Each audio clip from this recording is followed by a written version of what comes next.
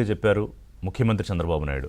స్త్రీ శక్తి కార్యక్రమం అంటే ఇది ఎన్నికల హామీల్లో సూపర్ 6లో భాగంగా ఒకటి ఆర్టీసీ బస్సుల్లో మహిళలకు ఉచిత ప్రయాణం. సరే కొంత ఆలస్యమైందా అనే చర్చ జరిగినా కూడా, ఎందుకంటే అధికారంలోకి వచ్చే నాటికి కూటమి ప్రభుత్వం రాష్ట్రంలో ఉన్న పరిస్థితి, ఆర్థికంగా ఉన్న పరిస్థితి, అప్పులు పెరిగిపోయిన పరిస్థితి ఒకవైపు, వాటినన్నింటినీ గాడిని పెడుతూ ఒక్కో పథకం అమలు చేసుకుంటూ వస్తున్నారు. అంతకుముందే అన్నదాత సుఖీభవ పథకం ప్రారంభమైంది. అంతకుముందు తల్లికి వందనం. స్వాతంత్ర దినోత్సవం సందర్భంగా ఆగస్టు 15 ఈ మహిళలకు ఉచిత బస్సు ప్రయాణానికి సంబంధించి. ఇందులో ఈ ఎక్కడి నుంచి ఎక్కడికైనా వెళ్ళొచ్చు, రాష్ట్రంలో జీరో టికెట్ ఉంటుంది. అంటే దాని మీద రేటు ఉంటుంది ఆ కార్డు మీద, కానీ దానికి ప్రభుత్వం బరాయిస్తుంది. అది వీళ్ళ దగ్గర ఏమీ ఛార్జ్ చేయరు. అయితే దీని మీద కూడా ఒక విషయం కక్కే ప్రయత్నం నిన్న కొంతమంది వైసీపీ నాయకులు చేశారు. ఇదనే కాదు, ఏ కార్యక్రమం అయినా వాళ్ళు అదే పందా. ఎందుకంటే జగన్మోహన్ రెడ్డి అధికారంలో ఉన్న 5 ఏళ్ళు ఒకసారి మీరు if you can go back recall చేసుకుంటే, రీకాల్ అంటే మళ్ళీ చంద్రబాబు నాయుడు మేనిఫెస్టో రీకాలింగ్ కార్యక్రమం అది కాదు, దాని గురించి మాట్లాడదాం. సో ఒకటే ఏంటంటే, జగన్మోహన్ రెడ్డికి నేను రాచరికంలో ఉన్నాను, నేను నియంతృత్వ ధోరణిలో వెళ్తాను, ప్రజల తాలూకా ఆకాంక్షలు ఏమిటి, వాళ్ళకి ఏం కావాలి, రాష్ట్రంలో వాళ్ళు ఏం కోరుకుంటున్నారు అనేది నాకు పట్టదు, వాళ్ళకి ఇదిగో నీకింత అని లెక్కపెట్టి, కుటుంబానికి ఇంత, తలకింత అని లెక్కపెట్టి నేను ఇస్తాను డబ్బులు. మీకు ఇలాంటివి ఎక్కడ ఉంటాయంటే, పాత అంటే ఎప్పుడో కొన్ని శతాబ్దాల క్రితం రాచరికాలు నియంతృత్వాలు ఉన్న ధోరణిలో ఏంటంటే, మీకేం కావాలో మాకు అనవసరం, మేము ఇచ్చింది మీరు తీసుకోండి, మాకు బానిసల్లా ఉండండి అనే ఒక పద్ధతి ఉండేది, ఒక విధానం. అదే బహుశా జగన్మోహన్ రెడ్డి 5 ఏళ్ళు అదే ఫీల్ అయ్యారు, అదే కొనసాగించారు కూడా. కానీ కూటమి ప్రభుత్వం అందుకు చాలా భిన్నం. ఎందుకంటే ముఖ్యమంత్రి చంద్రబాబు నాయుడు ఇప్పుడు కాదు, ఆయన మొదటిసారి ముఖ్యమంత్రి అయినప్పుడే, ముఖ్యంగా నేను చాలా సందర్భాల్లో చెప్పాను, ఆయన మహిళా పక్షపాతి. దానికి ఆయన ఎందుకు అలా తీసుకుంటారంటే, ఆ నిర్ణయం, ఒక కుటుంబంలో ఒక మహిళ గనక తను కాళ్ళ మీద తను నిలబడి సమృద్ధిగా ఉండగలిగితే కనుక ఆ కుటుంబం బాగుపడుతుంది. ఒక కుటుంబం బాగుపడితే సో దట్ ఆ విలేజ్ బాగుపడుతుంది.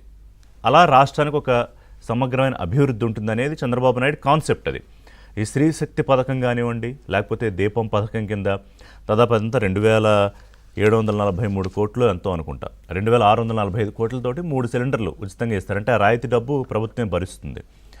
అలాగే ఎన్టీఆర్ భరోసాతో 64 లక్షల మందికి ఇంటి వద్దే పెన్షన్లు ఇచ్చే కార్యక్రమం అయినా, ఆర్థిక భరోసా 10,000 కోట్లతో తల్లికి వందనం పేదింటి తల్లులకు పిల్లల్ని స్కూల్కి పంపించడానికైనా, అన్నదాత సుఖీభవ 3,173 కోట్లు, మొదటి విడత 7,000 అనుకుంటా ఖాతాల్లో పడ్డాయి, మొత్తం 20,000 ఇవ్వాలి ఏడాదికి.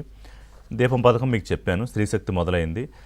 మెగా డిఎస్సి 16,347 టీచర్ పోస్టులు భర్తీ చేయబోతున్నారు అతి కొద్ది రోజుల్లో. అలాగే అన్న క్యాంటీన్లు దాదాపు 5 కోట్ల మంది సుమారుగా అన్ని రకాలు కలుపుకుంటే అది 5 రూపాయలకి ఆహారం కడుపు నిండా తినే, ఇలా అనేక కార్యక్రమాలు. అంటే ఇప్పుడు దేశవ్యాప్తంగా ఒక పెద్ద చర్చ జరుగుతోంది, అసలు ఈ పథకాలు ఏంటి, ఈ ఫ్రీబీస్ ఏంటి, ఇంత డబ్బు ఏంటి, అభివృద్ధి ఎక్కడ జరుగుతుంది అని. సరే, కొంత దాంతో మనం ఏకీభవించవచ్చు, కొంత విభేదించాల్సిన అవసరం వస్తుంది. ఎందుకంటే ఇప్పుడు లెవెల్ ప్లేయింగ్ ఫీల్డ్ అంటే ఒకే రాష్ట్రంలో ఉన్న ప్రజల మధ్య అనేక అసమానతలు ఉంటాయి దేశంలో కూడా. కానీ దాన్ని ఎంతో కొంత ఒక బ్యాలెన్స్ చేసే ఒక కార్యక్రమం, అంటే మాకు కూడా అందరితో పాటు సమాన అవకాశం కలగాలంటే ఒక స్థాయికి రావాలంటే దానికి ప్రభుత్వాలు చేయూతనివ్వాలి. అందులో భాగంగానే ఈ కార్యక్రమాలు. ఇప్పుడు రేవడీ కల్చర్ అన్న ప్రధానమంత్రి గతంలో విమర్శ చేశారు మోదీ, కానీ ఈవేళ వారి సొంత రాష్ట్రమైన గుజరాత్లో కానివ్వండి, లేకపోతే మొన్న దేశవ్యాప్తంగా సార్వత్రిక ఎన్నికల ముందు కానివ్వండి, కొంత ఈ ప్రామిసులు చేయక తప్పదు. అందుకే నేను ఇంతకుముందు కూడా చాలా సందర్భాలు చెప్పాను, సంక్షేమం అంటే సమక్షేమం, అందరికీ ఒక లెవెల్ ప్లేయింగ్ ఫీల్డ్కి చేరే వరకు ఒక చేయూతనివ్వడం అనేది చంద్రబాబు నాయుడు దీనికి పూర్తి స్థాయిలో చాలా ఆనందంగా ముందుకొచ్చి చేసే వ్యక్తి కాదు. ఎందుకంటే ఆయనకి అభివృద్ధి, ఆ డబ్బు తీసుకెళ్ళి ఇన్ఫ్రాస్ట్రక్చర్ పెట్టాలి, లేకపోతే ఇంకోటి ఏదో అట్రాక్టింగ్ దాని పెడితే 10 మంది వస్తే అక్కడ ఒక జమ అవుతుంది, కాస్త సంపద పెరుగుతుంది, ఉద్యోగాలు వస్తాయి, రాష్ట్ర అభివృద్ధి, ఏపీ బ్రాండు, ఇది ఆయన సహజమైన శైలి. బట్ హ్యావింగ్ సెడ్ దిస్, సంక్షేమం అనే దాన్ని ఎప్పుడు వదిలేయలేదు. మొదటిసారి ముఖ్యమంత్రి అయినప్పుడు ఉంది, 4వసారి ముఖ్యమంత్రి అయినప్పుడు ఉంది, బహుశా ఇంకొంచెం ఎక్కువ ఉండొచ్చు ఈసారి. ఎందుకంటే అది ఆబ్వియస్, ఇప్పుడు దేశంలో ఏ రాష్ట్రమైనా ఏ ముఖ్యమంత్రి అయినా చేయక తప్పని పరిస్థితి.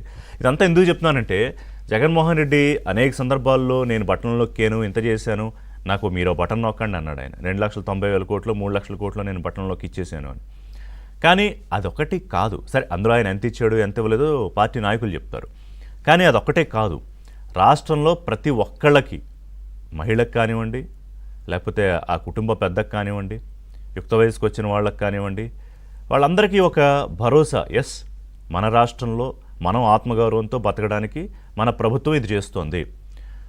సో దట్ మనం ఇంకా మెరుగుపడాలి, ఇంకా ఏదో ఒకటి కంట్రిబ్యూట్ చేయాలి అనే ఒక ఆలోచనని ప్లాన్ చేయడం అనే చంద్రబాబు నాయుడు ఉద్దేశం. మీరు ఏ పథకం అనేది తీసుకోండి, ఇప్పుడు ఆంధ్రప్రదేశ్ ప్రభుత్వం చేస్తున్న ప్రతి పథకాలను అంతర్లీనంగా అండర్ కరెంట్గా ఈ స్కీమ్ ఉంటుంది, థీమ్ ఉంటుంది. సో సూపర్ 6 సూపర్ హిట్ ప్రభుత్వం సాధారణంగా చెప్పుకునే విషయమే. అయితే కొంత ఇందులో ఆడబిడ్డ నిధి ఒకటి ప్రారంభం కావాల్సి ఉంది. అలాగే నిరుద్యోగ భృతి మరి ఏడాది అయింది కాబట్టి వాళ్ళు కూడా అడుగుతారు, దానికి కూడా ఒక యాక్షన్ ప్లాన్ సిద్ధం అవుతుంది.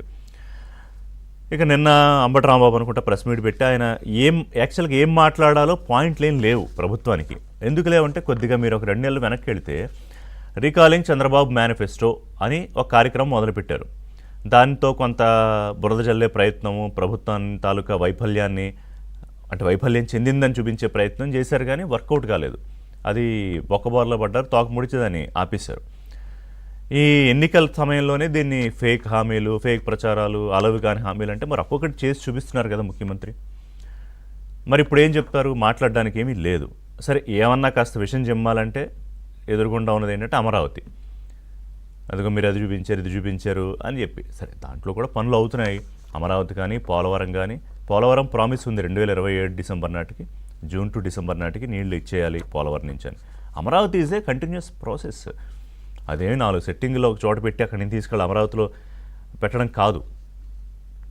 It's a very big programme Amaravati అనేది. అది కంటిన్యూస్ ప్రాసెస్, అది తెలుసు, వైసీపీ వాళ్ళకి కూడా తెలుసు, కానీ ఒప్పుకోరు. సో ఏపీ బ్రాండ్ ఇమేజ్ పునరుద్ధరించడంలో భాగంగానే ఈ సంక్షేమ పథకాలు సూపర్ 6ని చూడాలి.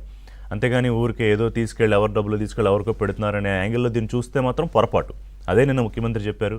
అలాగే స్వాతంత్ర దినోత్సవం సందర్భంగా వారి ప్రసంగంలో కూడా ఒకసారి చెప్పారు ఆ ప్రోగ్రెస్ ఎంత జరిగింది, విజన్ ఏంటి అనేది.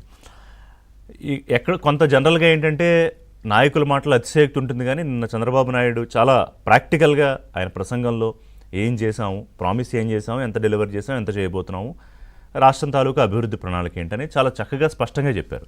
దాని మీద ఒకసారి డిస్కస్ చేద్దాం. ఎందుకంటే రోజు ఈ పొలిటికల్గా ఆరోపణలు, ప్రత్యారోపణలు, లేకపోతే ఈ గొడవలు గోళ్ళు ఉండేవే.